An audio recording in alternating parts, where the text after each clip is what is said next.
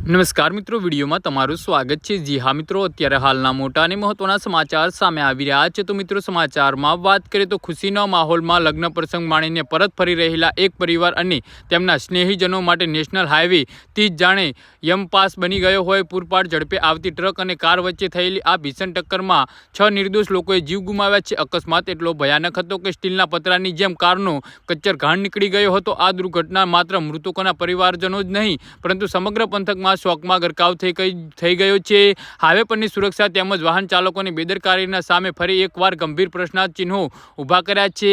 આ અકસ્માતનો ભોગ બનેલા તમામ લોકો એક લગ્ન સમારોહમાં હાજરી આપીને પરત ફરી રહ્યા હતા। મોડી રાત્રે મુસાફરી કરતી વખતે નેશનલ હાઈવે 30 પર જગદલપુર તરફ આવી રહેલી ટ્રકે કારને જોરદાર ટક્કર મારી હતી। ટક્કર એટલી જોરદાર હતી કે કારમાં ફસાયેલા મૃતદેહને બહાર કાઢવા માટે ગેસ કટર અને જીસીબી મશીનનો ઉપયોગ કરવો પડ્યો હતો। અકસ્માત પછી હાઈવે પર લાંબો ટ્રાફિક જામ સર્જાયો હતો। જી હા મિત્રો, તો આના વિશે તમારું શું કહેવું છે તો નીચે અમારી કમેન્ટ બોક્સમાં જરૂરથી જણાવજો અને અમારી યુટ્યુબ ચેનલને સબસ્ક્રાઈબ